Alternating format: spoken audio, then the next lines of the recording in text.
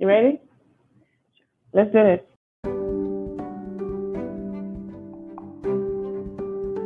Welcome back to the GROklahoma podcast, where we amplify the voices and the people and programs shaping the future and current state of clinical and translational research across Oklahoma and beyond. Today, we are joined by Dr. Andriy Yabluchanskiy.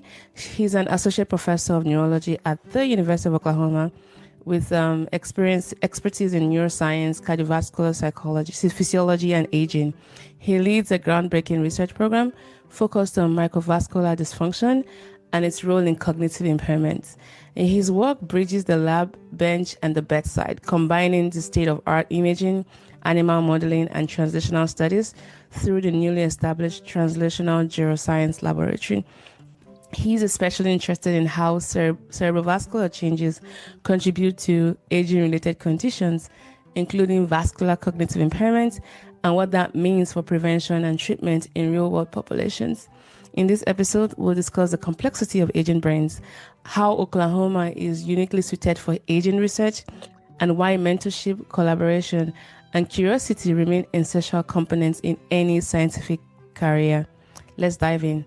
Thank you so much. Hey, thank you so much. Great to be here. All right, let's start from the beginning. Where did you grow up, and how did your early life shape your interest in science and medicine? So I was born in Ukraine, in the eastern part of Ukraine, and in the family of physicians. So my parents, they're practicing physicians, and they're retired now. But in the early childhood, as I guess all of us, were being influenced by our parents. So not directly, they actually gave me a choice of what to choose, but just observing them, I guess, I was very much immersed in this environment of, taking care of people, taking care of patients, just observing everything. And somehow just ended up myself going into medical school and finishing the medicine training specifically in cardiovascular area, in cardiology. This was my early times, and during my medical years, I was heavily involved in research projects. Specifically, we were looking into how to modify autonomous nervous system, how to improve the outcomes of cardiac function in patients with heart failure. We had a really cool projects, biofeedback projects, something that you could give a piece of device and send person home so that they do everything interventions remotely themselves. Basically, this is how it all shaped up me to become very much involved in the medicine and in the research area. Wow. And you went to medical school in Ukraine, if I'm correct? Yes, I finished medical school in Ukraine. And once I graduated, obviously, I ended up, I completed my residency training. And I went to expand my training skills. And I actually went to the United Kingdom to get the additional microsurgical training. And somehow I got noticed by the professorship at the university over there. So this was in particular in this place called Northwick Park Hospital for medical research. And I was offered to do my PhD training then. And I didn't think twice, really. So I just accepted the position, and I stayed in London to complete my PhD training. So my path was first medical school and then PhD. Unlike how many people, not many, but some people here, they complete either MD or PhD or the hybrid version of MD PhD. So I actually have 6 years of medical school and then 4 years of PhD training, so 10 total years. Wow. Thank you for sharing that. And what a robust CV you have. Now, I know for what's happening in your country right now, there's so much, political issues going on. But before it made news for the events happening, how would you describe your childhood like in Ukraine? And what part of Ukraine, by the way? The childhood, well, eastern part of Ukraine. So Ukraine is a largest country in Europe. Yeah. It's big. bigger than Texas. I love how you emphasize that. Right. So I'm just saying because every single country in Europe is very small, right? Yeah. So the country is big, and so my childhood was I was born in eastern part of Ukraine, so I'm bilingual because there's a heavy influences obviously from Russia at that time, and obviously still today. So I speak Russian, I speak Ukrainian. My childhood was I was born in a large city, but my grandparents, they lived in a village. So actually I was raised like in this hybrid environment of a large busy city and farm, basically. I'll tell you that's Oklahoma very much reminds me the area that I was born and then I grew up. It's a Donetsk region, which is very plain, very hot summers. The only difference, we have a severe winters in Ukraine all over, but very hot, dry summers, short trees, very much like in Oklahoma. The only difference is the color of the ground, of course. We have soil is black versus the orange or the red soil here. Happy childhood. Nice. Couldn't have dreamt a better one. Thanks for sharing that. So you talked about your path from Ukraine to UK. What brought you to the US, and specifically, apart from Oklahoma reminding you of Donetsk, what brought you to Oklahoma in specific, and then how has the research environment here supported your work? So as I graduated in the UK, so was my PhD, and my PhD was in neuroscience. So it's a neuroscience PhD, and specifically what I was doing back then, it was I was testing one of the promising compounds on the outcomes of stroke, and this was the in vivo model. This was the hemorrhagic stroke rat model. I came here. I had a job offer to stay in the UK, but I thought that America is a hub of research, right? So I thought that it would be good for me for my own CV as well, and for my experience if I get some extra training in America. And I sent my CV to 2 places, and one of them responded almost immediately the next day. And then the following day, they asked me to have an interview. So I had the interview over Skype at that time. Skype doesn't exist anymore. And after the conversation, the email followed up, and they basically told me that they liked me and they would like me to join, and they sent me the letter of offer. And basically, I didn't think twice. I really wanted to come to America. I really wanted to expand my research training. And this place that I joined first was the Bishop Institute for Research. This is in San Antonio, Texas. One of the center hubs, there are several center hubs, but one of them of aging research in general. I ended up in the laboratory. My study was in aging, and my study was looking at the cardiovascular system in aging, and specifically myocardial infarction. I was working with animals a lot. My laboratory then moved to Mississippi, but in Mississippi, I was finishing my projects, and I started looking back how to get to the aging research centers, and this is how I ended up in Oklahoma, Oklahoma being one of them.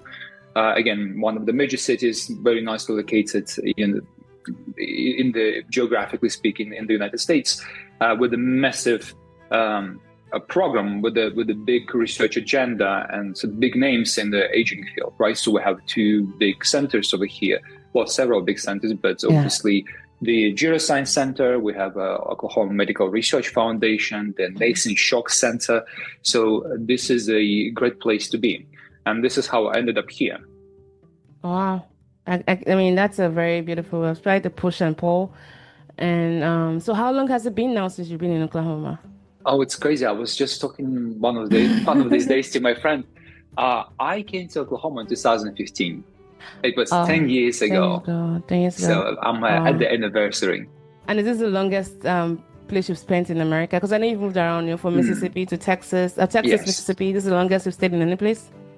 Yes. Well, once I joined Texas, so this was just for 1 year. The laboratory was moving, so I moved with the lab. In Mississippi, Yes, we in Mississippi we spent about 3 years, 2.5 years, about 3 years. Yeah. Okay. So I have two follow-up questions. Really, a very big picture. So you've answered why Oklahoma, and also just how you moved, and ended in Oklahoma. Two questions I have, follow-up questions would be why aging? But I think the first one to ask is what's keeping you? So you've told us what brought you to Oklahoma. What's making you stay in Oklahoma after spending, 10 years and counting?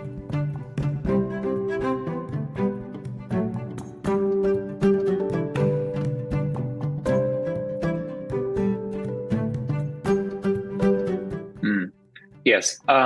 So, I guess several things. One of them is Oklahoma is a very strong place in the aging field, and of course, I just also the feeling that I have that I'm a part of that mechanism that makes this as a strong in the aging field place, right? It's a very unique place. There are many unique opportunities that arise in Oklahoma, and they happen in Oklahoma. On the research level, for example, there's a very strong support for junior investigators, and I have enjoyed that support, and I'm very grateful for that support. That, of course, is reflected in multiple funding opportunities that are available to junior investigators, which also available at some other places, but not to the extent that it is here. The support that I enjoyed so far and enjoying so far from the leadership, from my team members, basically provided that commitment and provided that desire to stay here. And of course, what also makes me feel that I want to stay here longer is the program that I'm building right now. So I'm in a mid-career right now. So once you step from a junior investigator to a mid-career stage, you become suddenly not just a mentor, not just a scientist, but also a producer. You have to produce papers and grants, obviously, but there's expectation that you'll produce something bigger. And my desire is to build a program that if I leave, that can stay here and be as a plaque of achievement, if you may, for me. Yeah, I was just chuckling when you said mid career and then being a producer. I'm like, I'm in that mid career. I call it the mid career stump because you're too old to be senior and you're too young to be called a junior colleague. It's definitely a fuzzy middle. All right, and thanks for beautifully stating that. I love how you just highlighted the good things Oklahoma has and how you've made it work, like the investment they have for junior faculty to rise up and the ability to build your own. We don't really get to talk about just some of those resources in Oklahoma. And I love that it's not a place everybody, you hear Oklahoma, you're just like, hey, what's that place? But there's a lot of support here compared to very highly competitive universities where they don't even really support a lot of their junior faculty. You're left to fend for yourself, which can be quite stressful because academia is hard enough. Yes, but also, it's space. There is so much space here. Yes. If you go to, just like you said, if you go to up north to very big places such as Harvard, for example, cutthroat type of situation, a bunch of people cramped into one small space. Here, you actually have this luxury of having space and actually utilizing it to the full extent for research purposes, just for your own team. I like that. Thanks for that. I'm going to ask you a little bit about the mid-career slump, but let's move on to other questions. So why aging, and what do you mean by the importance of cerebral vascular changes and how that contributes to aging-related conditions? Why should we be interested in what you're studying? Well, the one very important thing that we always start our presentations, myself and my laboratory, is that everybody gets older. Statistics are not very nice in that sense. It is expected that by 2040, 2050, which is only 15 years away, right? If we talk about 2040s, the expectation is and projections are that every fourth American will be over 65 years of age. So if you entered into the room where there are 20 people, right, every fourth person will be over 65 years of age. And of course, with that comes a lot of burdens, societal burdens, financial burden to society, and healthcare burdens, etc., etc., etc. And that's one thing. Another thing is, just like in mid-career, you find yourself suddenly you are a middle-aged person, and then time flies very fast, right? So now I have two kids, they are 9 and 11, and I'm thinking, oh my gosh, how quickly this time has just flown by. You don't pay attention, but you are getting older. And of course, one of the consequences of aging, regardless what you really do, is the decline of cognitive functions. And so we, as aging researchers in this particular field, we want to preserve decline of cognitive abilities. We want to stay sharper for longer. Yeah. And when you think of that, you need to really look into the mechanisms. What is underlying that? And one of the mechanisms that I'm invested in is the cerebrovascular health, or vascular health in general. And the idea, of course, there are multiple cells in the brain, the neurons, vasculature, astrocytes, and so on. The idea here is that vasculature is a very dynamic structure in our body, and you can have interventions that will modify the vascular health. And also, it is very important for brain health. If you don't have good functional vasculature, there will be a lack of supply of nutrients and washout of byproducts, and therefore the neurons will not receive adequate amount of blood supply, oxygen, etc., and that will hinder their function. Right. So we know also that vasculature is the first thing to change with aging. Yeah. And if you, in animal models, they show very strongly that if you modify vascular health, especially in aging models, that translates into better cognitive performance. So my goal is to take that and to translate this into human research. Got it. That's a lot, though. Because I imagine that when we talk about research, we always want to see the translational effect of it and also the impact.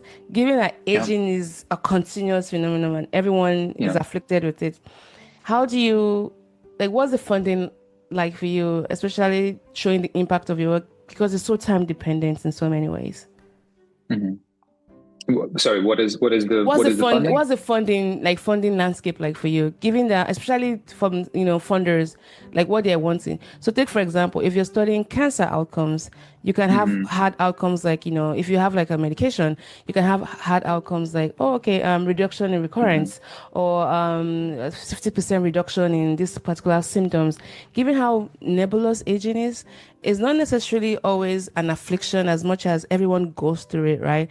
What's the funding landscape like for you when it comes to your work, and what do funders usually look for as immediate outcomes, given just how time sensitive your area of research is? Yeah.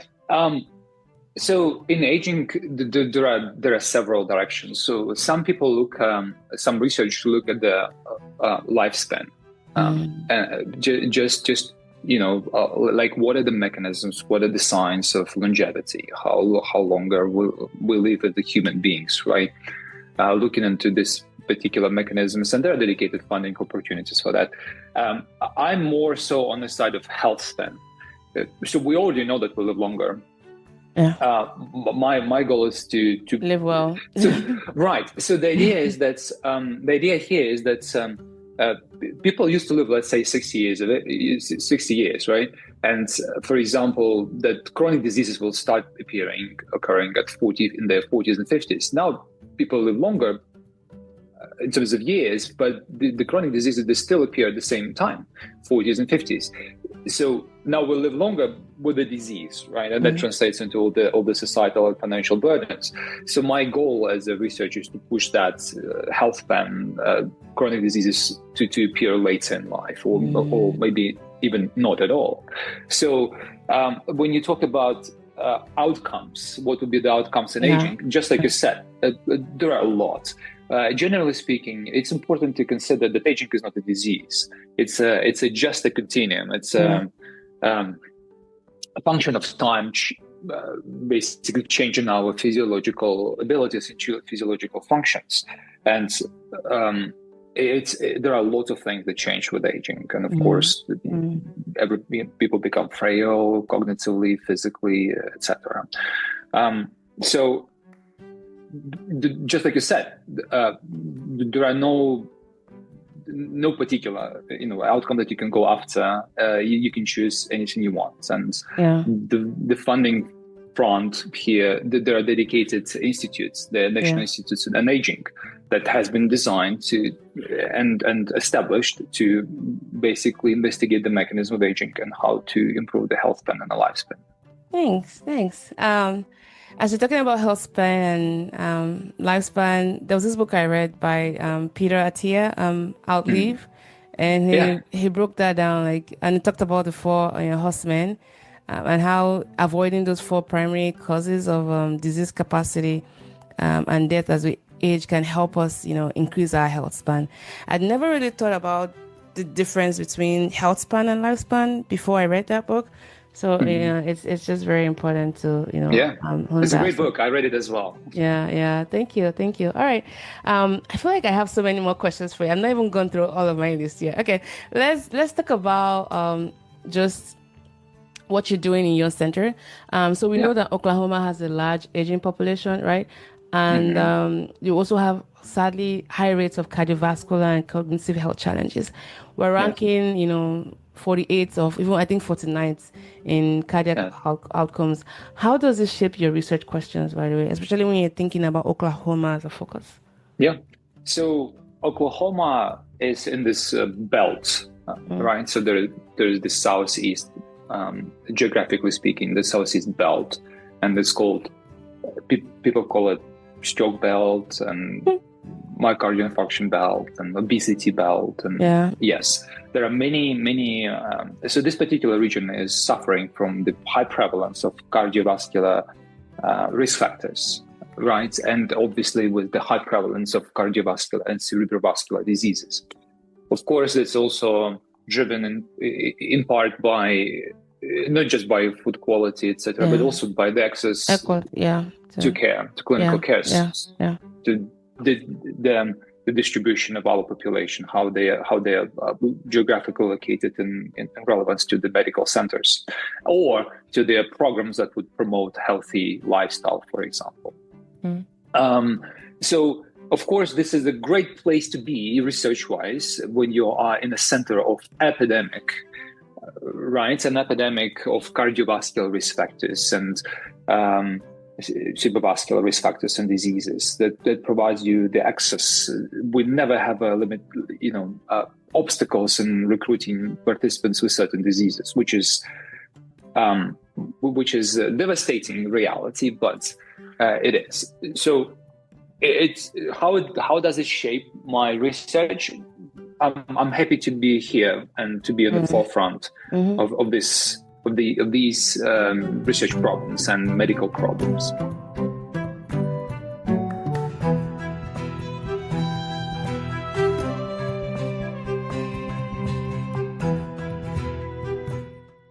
Thank you. And speaking of just in addition to the landscape of the research, given what you're doing right now in addressing those challenges we have, like when it comes to poorer cardiovascular outcomes, what would you, so you're working, and also you're working in one of those most rapidly evolving fields, which is aging science. With new technologies reshaping what's possible, the next decade could look radically different. So how do you see the field of aging research evolving in the next 5 to 10 years? Right. So I think there will be several things happening. So right now what we have in research is it's becoming better in terms of integration. But right now there are this, it's more like research groups work a little bit disconnected. But I think what's coming is that the neuroscience in general, right, the science of aging will pivot from isolated hallmarks to more integrated multi-system and intervention stacks that combine lifestyle, risk factor control, and targeted therapeutics. I think this is the future. And I think we should be expecting the sharper patient stratification using these composite biological age models that will really encompass and combine clinical labs, imaging, gait, and different other activity phenotypes, and multi-omics data with biological clocks. And this all will be used to optimize approaches that clinicians use for better outcomes and prediction of outcomes. Yeah, I think this is where the future. This is where in the next 5 years we will find ourselves. I look like. I always ask this because everyone is talking about that now. Any way AI or large language models or even those machine learning, anyways that's helping, or maybe not so much in your field? Of course. Mainly, we all utilize AI these days. To the large extent, we utilize AI for large data processing, as far as research goes, and for synthesizing large literature search, for example. That is on a day-to-day operations. But I think if you use AI and how is it right now involved in the aging science in general, and where it will find its application in the future, I think the primary focus will be in this screening and triage, really. Yeah. That will be AI decision rules that will be used to utilize kind of two-step algorithms where the blood results and lab results will be utilized first, and then confirmatory imaging second. So this way, cutting out the unnecessary, perhaps, diagnostic tools and modalities. And of course, AI for biological age and prognosis in general. And this is where right. And of course, image processing and image phenotyping. Right. With the volume of data. Yeah. Okay. All right. This next question is more for my personal vanity. So I think there's been so much public chatter about how we age well. There's always recommendation of intermittent fasting, supplements to help with your brain. I have an app called Elevates because I noticed that I'm not very good with special memory. So I do a lot of apps to help me with that. And then they also have like miracle diets. But I think that among scientists, there's this growing skepticism about what's actually evidence-based versus what's just hype. And I read it somewhere about people being confused or even cynical about which lifestyle habits genuinely help them age better. And in academia, we're also seeing a lot of intervention fatigue where we're unsure which of these practices move the needle. As someone who studies aging at both the molecular and physiological level, how do you personally navigate all the noise around fasting, diets, supplements, or medications that claim to slow aging? Do you think there's even some merit to any of those claims? To slow aging. Yeah. So you would think there is noise, but there is a lot of data available these days. And of course, funny enough, you said it. My group is utilizing quite a few of these interventions to translate them to human beings, actually, to see if they are real or not, but in the context of mechanisms that underlie cognitive change and aging. So, for example, intermittent fasting. In fact, our group was funded, and we're currently funded by the National Institutes of Health. We have this pilot project, R21, where that is spearheaded by me and by my collaborator, Dr. Stefano Tarantini. Is designed to test the effect of intermittent fasting on the cerebrovascular health in older adults. This is the 6 months intervention. And our intermittent fasting approach is not very strict in the sense that it's a 10 hours of eating window, right? So 14 hours of fasting and 10 hours of eating window. We'll let people decide what they want. Of course, there's a lot of push towards the smaller eating window, having a better effects, and that's possible. But however, when you get to older adults, you have to be very careful. You don't really want to cut out, for example, so if you push this eating window to a very small window, like 6 hours, 8 hours, you really will be potentially cutting out the evening hours, evening supper time with the family members and the community members, right? So you really don't want to remove this social part from their lives, because we all know that social part in older adults has a very direct relevance to their cognitive abilities. So, but long story short, we have this intervention where we have the 6 months of intermittent fasting in older adults. And this is a pilot project. So it is 32 participants who are enrolled in our study. And actually, we have completed our enrollment. We expect to complete our study in January 2026, when the last participant will come after 6 months. But interim analysis, what we see right now, that intermittent fasting really does improve cerebrovascular health. So it improves the hemodynamic changes in the brain after 6 months of intervention. So that works. We also know, just like you read in Peter Attia's book, we all know that physical performance is very important. Physical, just like Peter Attia said, I'm also a big proponent of that. That if you want to be active, you need to be working on your muscle mass. Yes. But coincidentally, all these behavioral interventions, such as physical exercise, dietary interventions, they are wholeheartedly hated by people. And it's very hard to adhere to these interventions, for very long periods of time, right? So I think this is where the supplements come.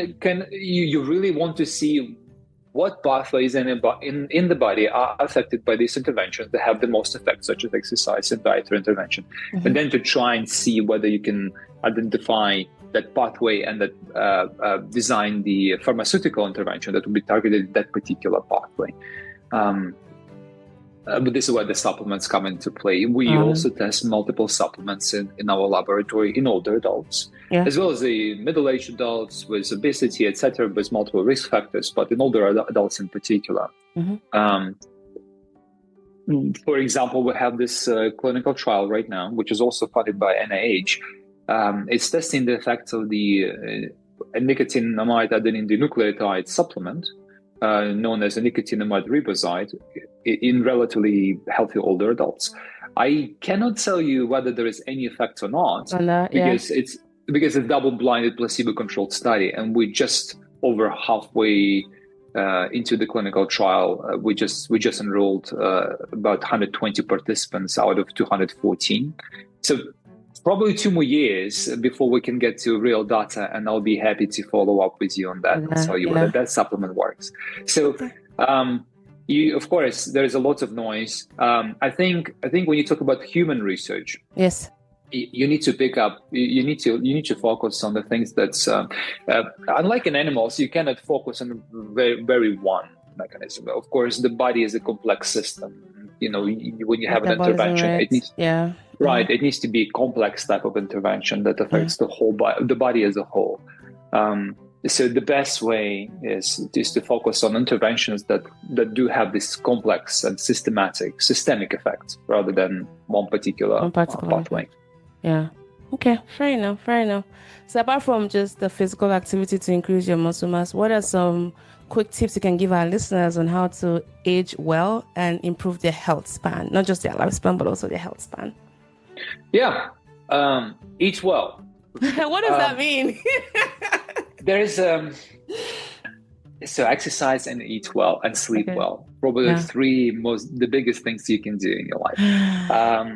Especially food is very important. Food is medicine. This is something that its term has been introduced into scientific world and to clinical world, and this is something I preach to my kids. We are what we eat. The quality of food is very important. It has a direct relevance and immediate relevance to functions of many systems in our body. So this will be the best advice I can give right now. There is no miracle drug that will substitute the exercise and proper food quality. So eat well and sleep well and then move well. And move well. That's right. Yeah. Well, academia is like 2 for 2 for that. Yes. Yeah. Thank you. Thanks for all of the amazing tips. So earlier on, I had asked you about, you talked about the mid-career, and I think it's a good way to kind of segue into that. Now, mid-career, I think, can be a paradoxical phase. You are established enough to have responsibility stack high, but yet, far away from what is done, right? And there's also, I think studies have shown that 50% of, like 1 in 2 mid-career scientists report feeling stalled or burnt out, often around that 10 to 15 year mark, when the pressure to publish, fund, and mentor all converge, right? And in that forgive me though, you're no longer the rising star where everyone fawns over you and wants to open the door for you, but you're also not quite at the legacy stage either. Now, as someone who's personally navigated, how have you personally navigated those mid-career slumps, assuming you have experienced such, or seasons when motivation dips, and what helps you rekindle the sense of curiosity and drive when things start to feel boring or routinous? Yes. So I'm just started my mid-career, so but already feeling all the pressure that you have just described. Yeah.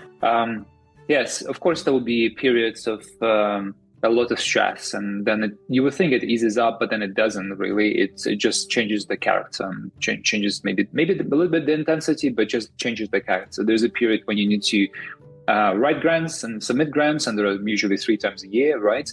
If you're talking about the NIH, but then there are other mechanisms that follow right after. Then it's changed by the periods when you need to write papers and review grants now. Yeah. Or the same agencies. So you catch yourself on this constant wheel, and of course it's you need to navigate that's not to get burned out, as you said, to avoid. So I guess in my particular case, I have developed a strategy not to get bored or to get caught in the routine. That is also, there is expectation from the university, from academia, for you to contribute to and you should be doing that, of course, to provide service to the academia, to university. We should know that burnout doesn't produce breakthroughs, of course, but perspective does, and it's important that you identify a certain time in a day or in a week just to allocate for certain things. Like, for example, I have developed this strategy where I schedule my thinking time like an appointment, because it never appears on its own. You always get caught up. So in my calendar, I book daily a block of time where I dedicate to thinking and to writing, where I just sit and I close the door and I not being disturbed. This is the period where I can read a little bit, explore a little bit, to maintain my curiosity and not to get bored and or caught up in daily tasks. Right? Yes. I hope I answered that question. Oh no, it did. It's creating time for yourself, for example, with the thinking time, and then just finding ways to create that buzz again to get you excited about the things you do. And I imagine mentoring is also a big component of how you get that mojo back, right? So mentoring? You mentoring the next generation can help with wave of new ideas and ways of doing things anew, right? Yes. Mentoring is very important, of course. It's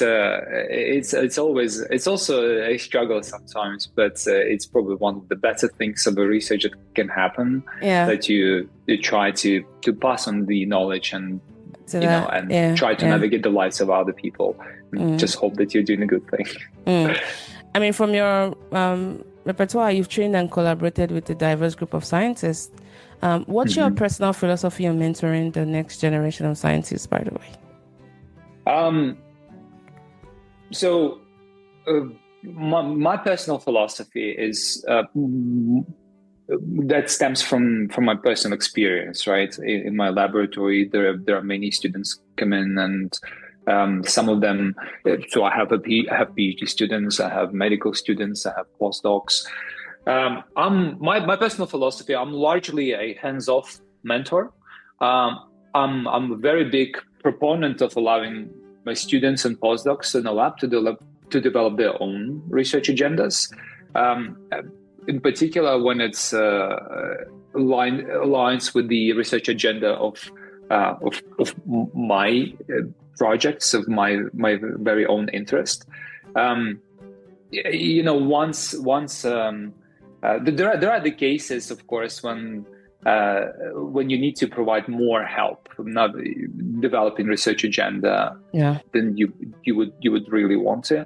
But in that case, you just still need to try and engage people in the projects, and to try and drive their curiosity. It's very important to find that interest, again, the spark that brought people to your laboratory in particular, or to academia in general, and to try to maintain that fire. That's a good segue into my next question about networking and collaboration. Now, how do you approach collaborations, particularly across institutions or research domains? Because I think with aging, you cut across so many domains. Like there's a diet part of this, there's the exercise physiology, there's so many cross opportunities for cross collaboration. So how do you approach those collaborations? So any collaboration that I approach is, I guess I ask three questions. The first one would be related to alignment of our research agendas.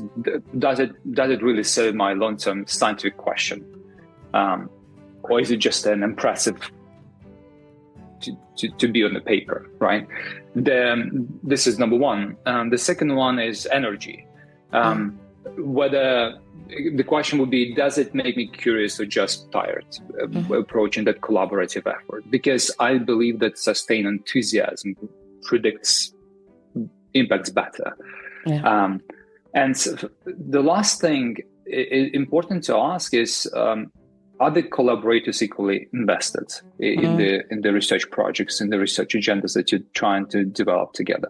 So if I can answer all these three questions positively, then I progress with that collaborative effort, and then I fully commit to that research agenda. Yes. If it fails, I usually politely decline and redirect the energy to existing priorities. Thanks.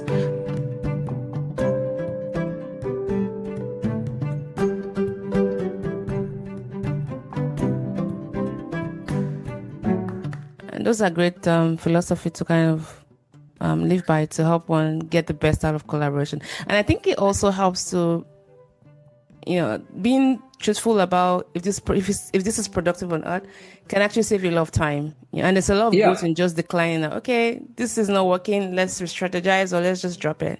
There's no use in the dead house. Yeah. Perhaps I would say that's what being a mid-career faculty has taught me. Like when I was much more in my junior days, I would say yes to most things, even though it wasn't very profitable. But as you get older, you're very quick to no, okay, this is not gonna work. Let's just cut it.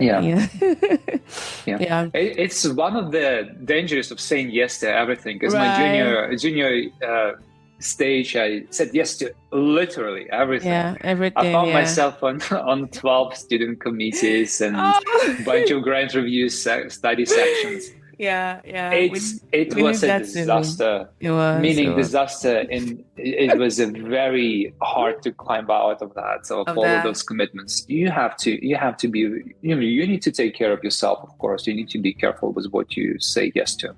I agree. And I know. Right now we know. And I think people tell you that, make sure you say no. But I feel like it's easier said than done. Well, in my case, I was female, Black, immigrant. Is like how do I say no?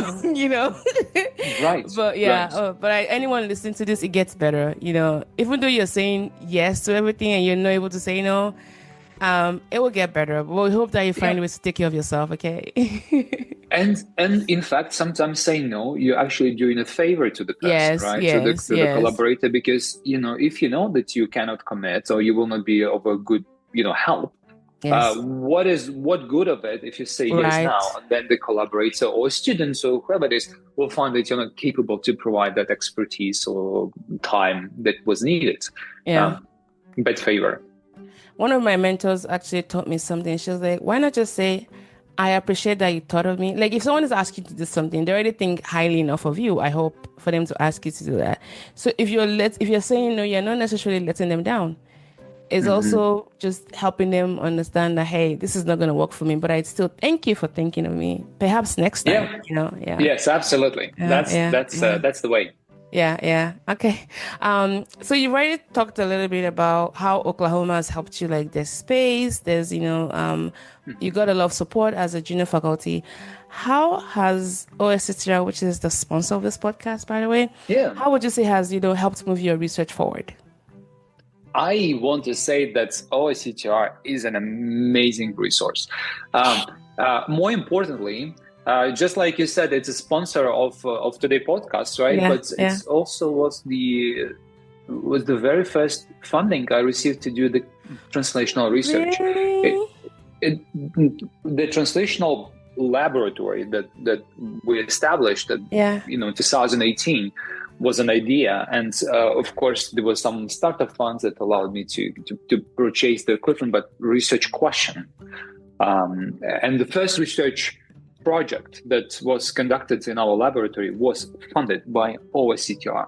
So I would say OSCTR was instrumental in allowing me to establish myself as a translational researcher, and as well as to establish the laboratory that evolved into the big laboratory today. So couldn't be more grateful to OSCTR to providing that support. And because of that funding, so I'm an OSCTR scholar, they continuously stayed supportive throughout these years. So since 2018, multiple projects, multiple small pilot projects, big ones, they were supported by OSCTR by providing access to study coordinators and to equipment. Even to this date, I reach out to them with questions or asking for little favors and small help with this or that project, however big or little the project is. As well as just consulting with Steven Van Wagner, and of course, Judy James. Shout out to her. Couldn't be more grateful to Judy James. She's my mentor. Wow. She allowed me. She basically served as my mentor on the Cobra project that propelled me to the career stage where I am right now. The person that I reach out to very seldomly, but when I reach out to her with a particular problem, she just solves it. With one email back, she just either connects me with the person or just directs me to the right direction. Wow, I love that. Sounds like a sponsor with so much power and open. Yeah, you would think so, but I couldn't have done everything that they achieved today without that help, without that support. It was my first funding. Wow. For clinical translational research. Thanks for highlighting that resource. I feel like most people don't really understand. They don't know just the access to the pilot funding that OSCTR provides. And it's not just the fund, it's also access to mentors, right? Because they want to see that return on investment. So here's a shout out. If you ever get emails about pilot fundings through OSCTR, please make use of those, listeners. Please. Absolutely. Yeah. Okay.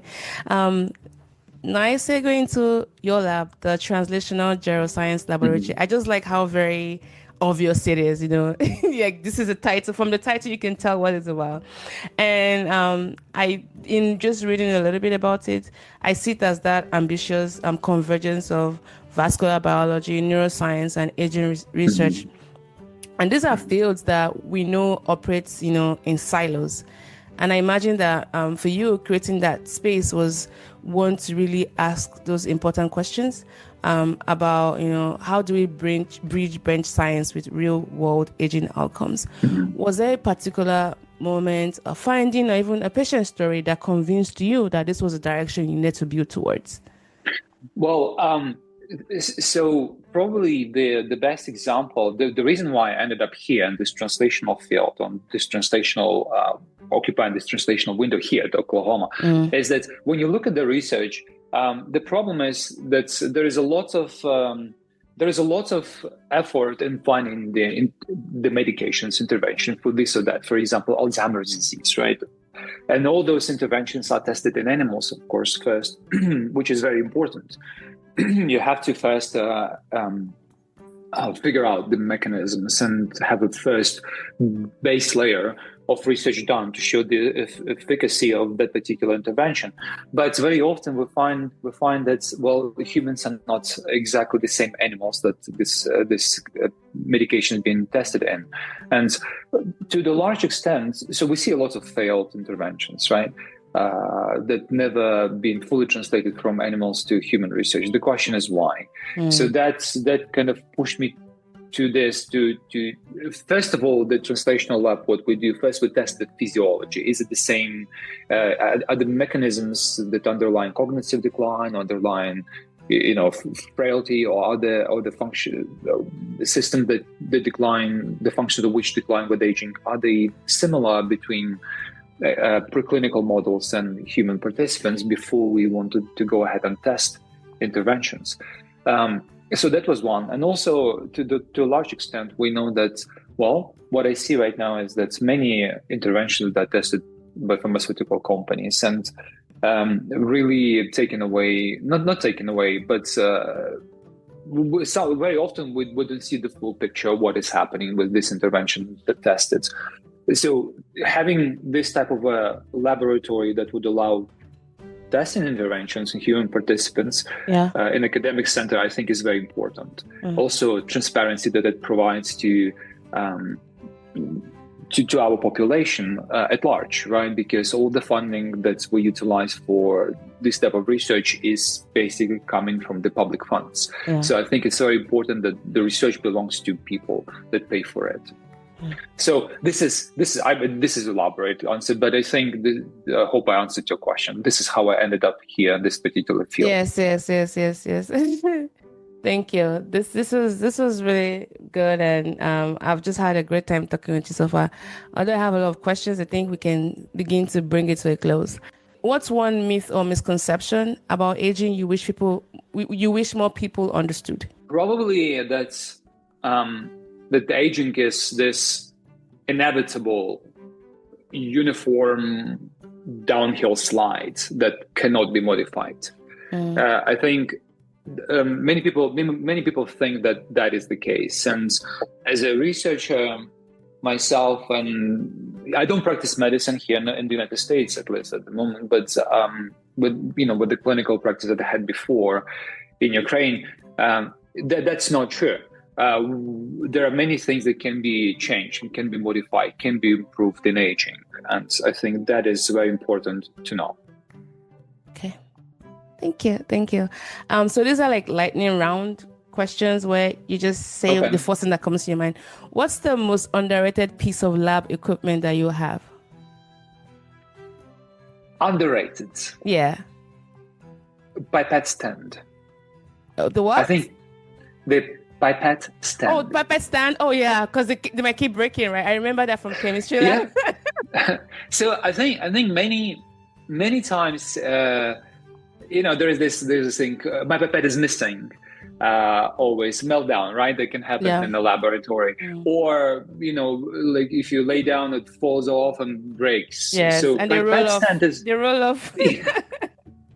So everybody obsesses about the cryostats, the expensive confocal ones. microscopes, or MRI imaging. But if you really look into this, is $40 pipette stand can save thousands in maintenance and this potential breakdowns and meltdowns in the laboratory. Yeah. And the pipette is very useful for so many things. Somebody needs to do research on it, like the return on investment to save. Absolutely. We use it. I mean, my laboratory is translational. We do measure lots of human physiology, but we do collect blood samples. We look into tissues, into human tissues, and we have several pipettes that we maintain them, and we taking care of them as a treasure. And I do have a pipette stand. I love that. Okay, what's the best piece of best advice you've received as a PI that you like to recycle? The one that I have received. Yes. Probably the best one I have received is that hire for slope and not for intercept. So I love that. These were the words of one of my mentors. So you really want to, you really need to think strategically. You really want to invest for the future, not for the immediate achievements that you need right now. I think it also very important is that you need to choose teammates who learn fast and compound. Yes. But that was the best advice that I am actively recycling in my laboratories as junior investigators grow.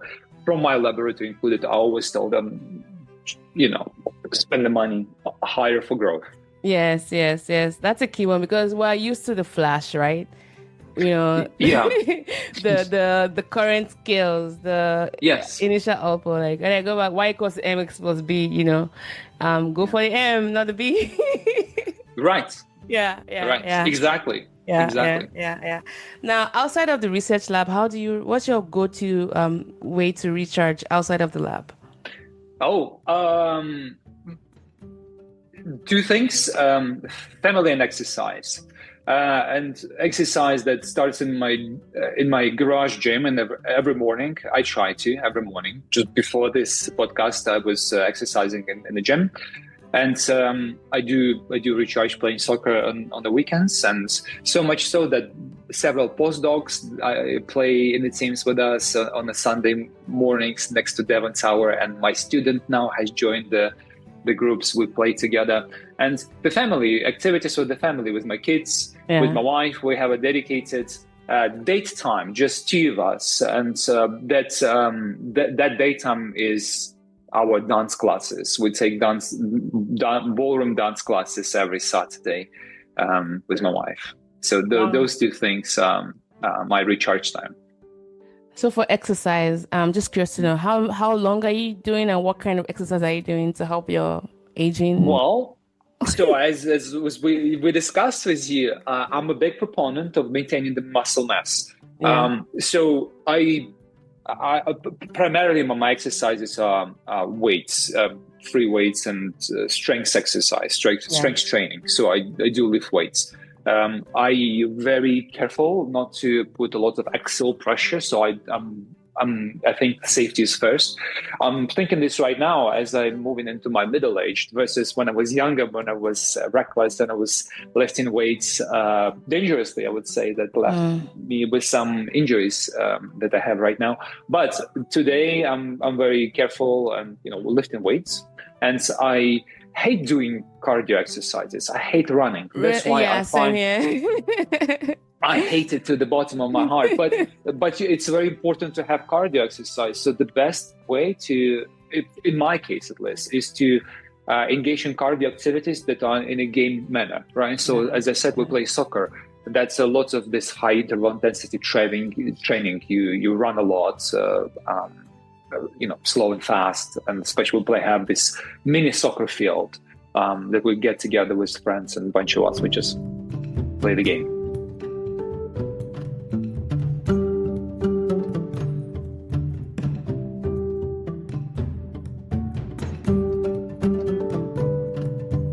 Thank you for that. I mean, I think you've just explained to do what you enjoy doing. There's no need running and putting yourself through all of that if you don't like running. Exactly. Like I say, if you see me running, call the cops. But I love weights and I love pickleball, and I can do that without even crying. You know, I can spend hours on the court, and it doesn't feel like exercise to me. You know. Yeah. Exactly. Couldn't be better. You enjoy the game, and then it serves the two purposes: your mental health and the cardio exercise. Yeah, and the social interaction. Because I'm playing with friends that I care about, or people that seems to enjoy the game as well. Thanks for that. And also, as we grow older, we move to our mid-career, senior stages. So you just don't have much of a time to socialize. You actually kill several birds with one stone, right? With one stone. Exercise, mental health, and socializing. Yeah. Thanks for that. Any workout for your brain? Any puzzles or things you like to do to help your brain?